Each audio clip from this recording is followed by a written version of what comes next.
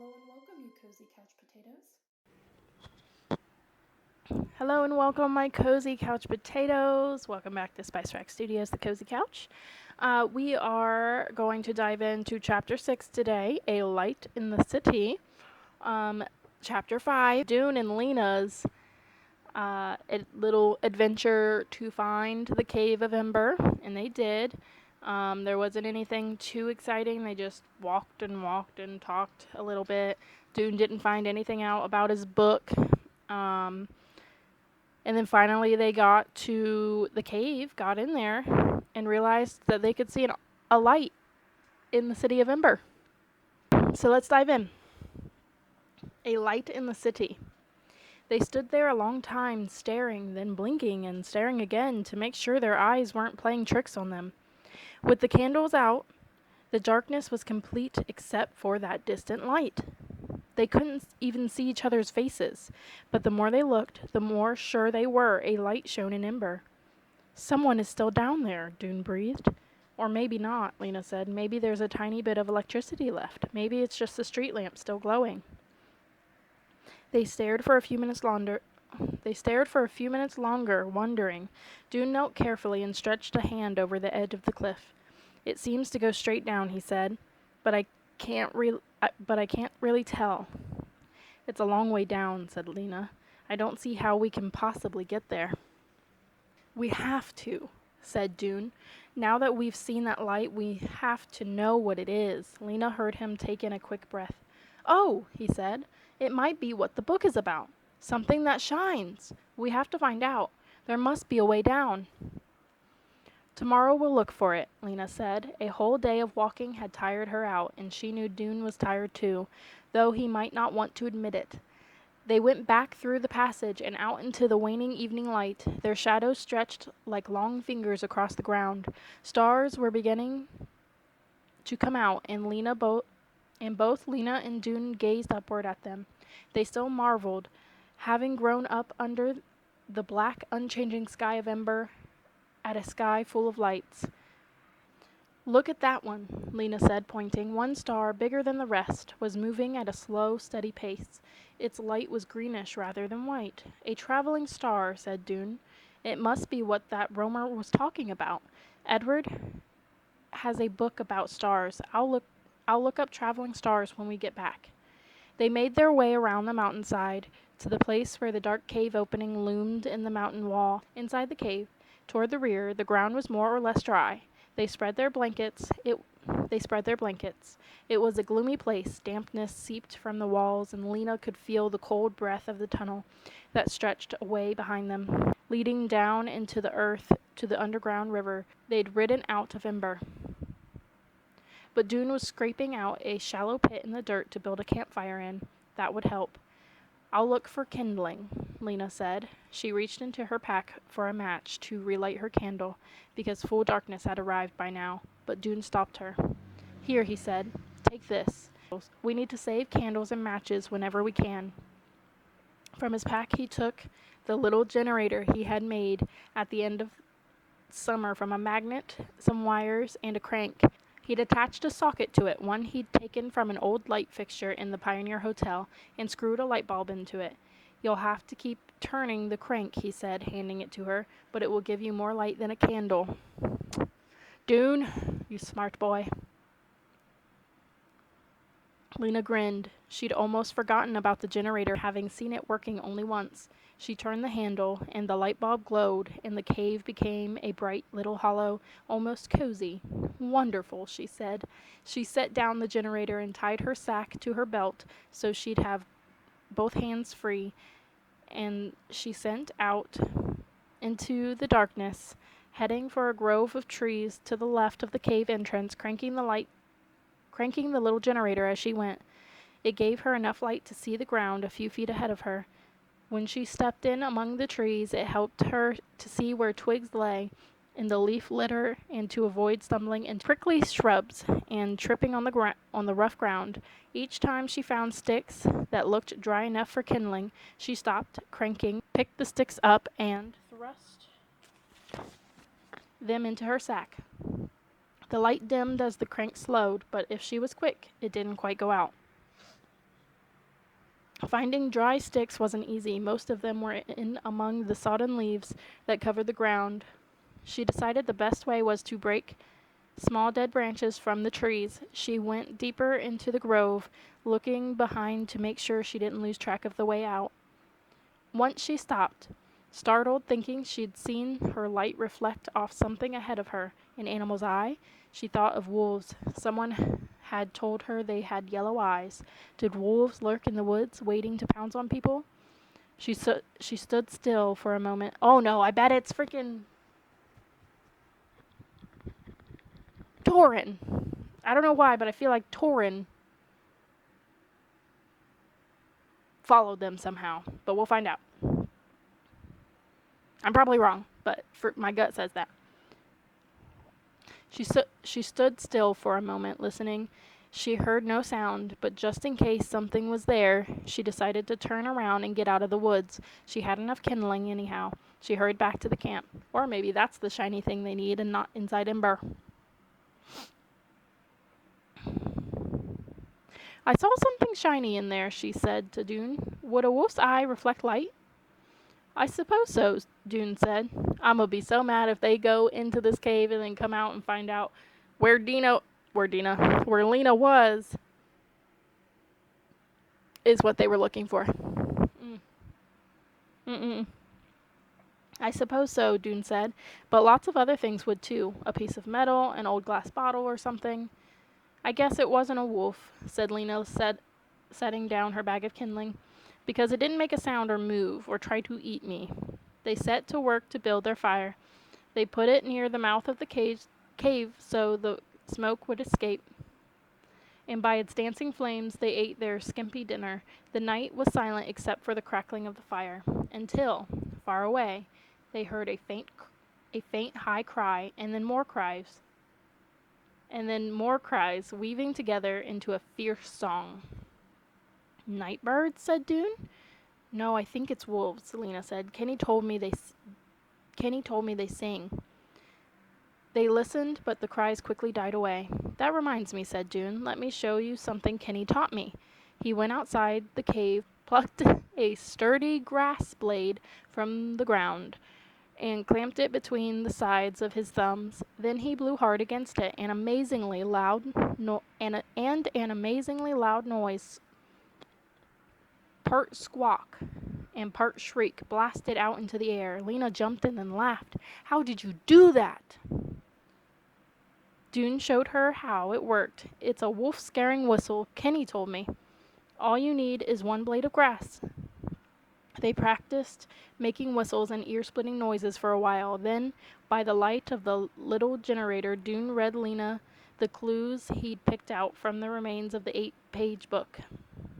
Here on page 61, he said, is something about distance. More than 90 million miles, it says. I'm not sure how long a mile is. I hope that doesn't say 90 million miles. That's a lot. On the same page, Doon said, there's something about a square yard. That could be a space that's a yard. A yard long on each side. Or it could be a backyard that's a square shape. Square yard receives, it says. Then there's a smudge, and the only two words I can read in the rest of the sentence are jewel and second. Lina peered over his shoulder, but they've spelled jewel wrong. She said, it isn't Joule. It's an ancient document, Doon said. They probably spelled things differently in those days. Doon squinted at the smudge page in the unsteady light. And then on page 65, he went on, there's part of a sentence that says those which are positive and those which are negative.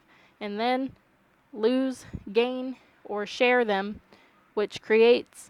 So that could mean something about having a positive or negative view of things or about sharing, he trailed off. Well, the positive and negative has something to do with electricity. We know that.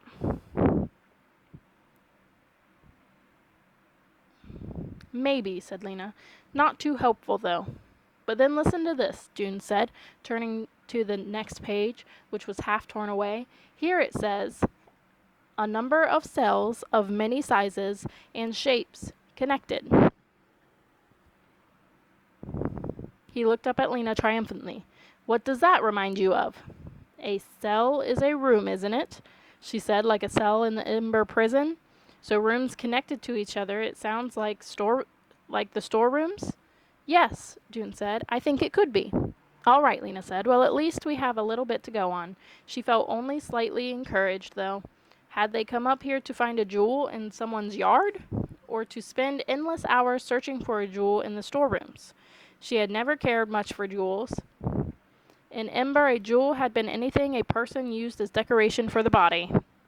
Some people had worn bits of polished glass on strings around their necks, or bracelets of shiny metal.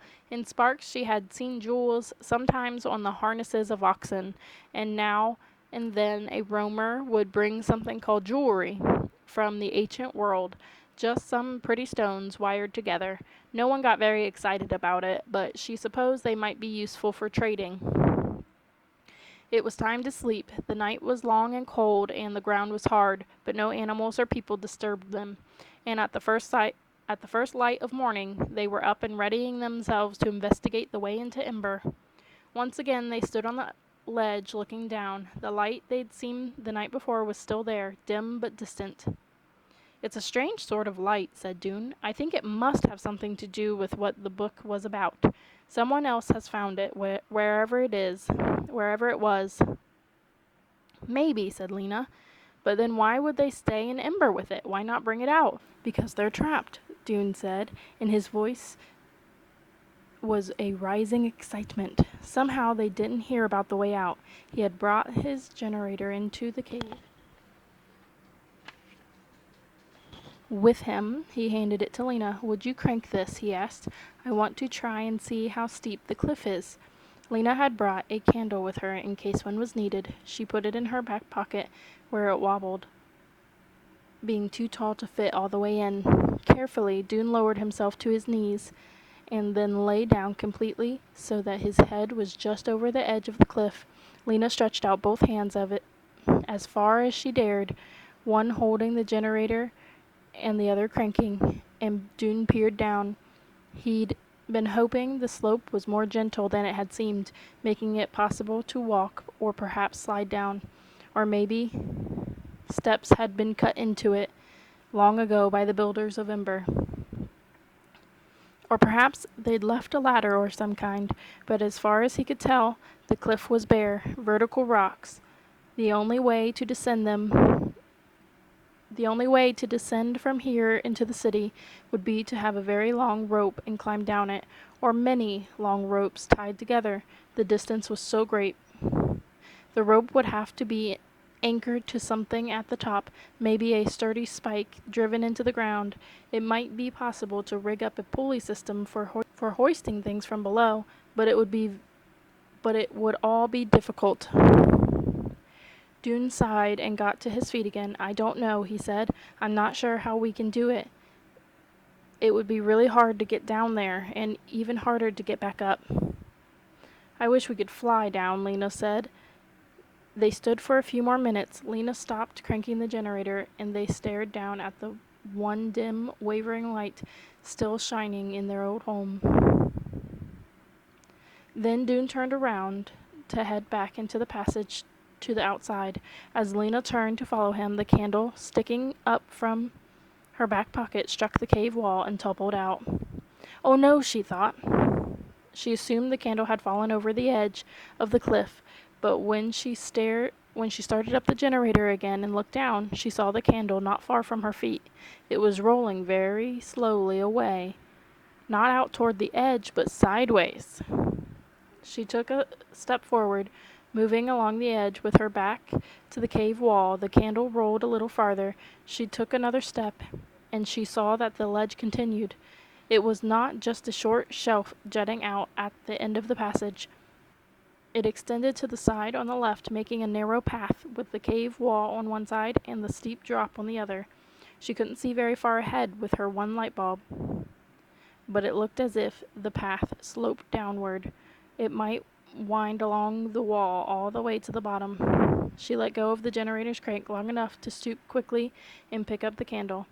Then she turned around and hurried through the passage to the outside where Doon was starting along the mountainside. "There's a path," she said breathlessly, "going down." It was a steep path, and rough and narrow. They followed it with extreme caution, one slow step after the other. After another, keeping one hand on the wall beside them. They lit their way with candles. There was no place to have both hands occupied with the generator. At first, their idea had been to go just a little way to see if the path continued. After they'd been walking for several minutes, it seemed that the path really might take them down to the level of the city. "This is going to work," Doon said. "I'm sure it is. We have to go back up and get our packs." They did so. They took out everything that wasn't essential, leaving in mainly candles and matches. They'd each brought 10 matches on the trip and had used 2 of Lina's so far. Doon included his generator. Lina added some pieces of paper and a pencil stub that Doon's father had found and given to her, because you never knew when you might have to draw something or write a note. Each of them took one of the clever leather water bottles made in sparks with a plug and a strap for hooking to a belt. They rolled the rest of their supplies into their blankets they'd brought and hid the blanket rolls between some rocks. Then, once again, each of them holding a candle, they went through the narrow passage and started down the path. It was far from easy. They couldn't tell if the path had been constructed by people or if it was just a natural ledge along the wall of the cave. In some places it was partly crumbled away, and they had to step across gaps. Other places were blocked by rock slides they had to scramble over. Always, though, they couldn't see it. They were aware of the long drop into darkness just inches from their feet, but frightening as it was, they weren't willing to turn around because the path led steadily down. It went by way of switchbacks. They'd walk along way in one direction, and then the path would make a tight turn, and they'd find themselves walking the other way. Lina imagined how the path would look to someone gazing up at it from below, a great zigzagging sweeping back and forth across the wall of the cave. Maybe someone was down there now, watching their 2 dots of light slowly descending. Little by little, the smudge of light far below in the city grew closer. They stopped every now and then to check, shielding the candlelight with their hands so they could see into the depths. After about an hour, they had to stop to light new candles. They knew an hour had passed because Doon had figured out before they left how long it took one candle to burn down to the stub, so that they could use candles a bit like clocks. 2 inches gone. That meant the candle had been burning for about 15 minutes. Each candle was about 8 inches long and burned for about an hour. The candles they were carrying were now too short to hold. They stopped to get new ones from their packs and went on, step after cautious step, steadily downward. Then Doon, who was ahead, gave a startled cry. "Here's the end," he said. "I'm at the bottom."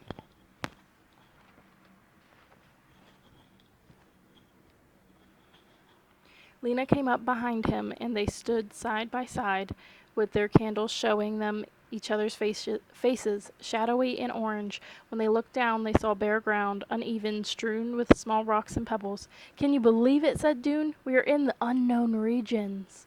"And going to Ember," said Lina. "There it is." Across the ocean of darkness, she could see a faint and wavering glow. They began making their way toward it. All right, my cozy couch potatoes, that was it for chapter 6. I hope you enjoyed this chapter.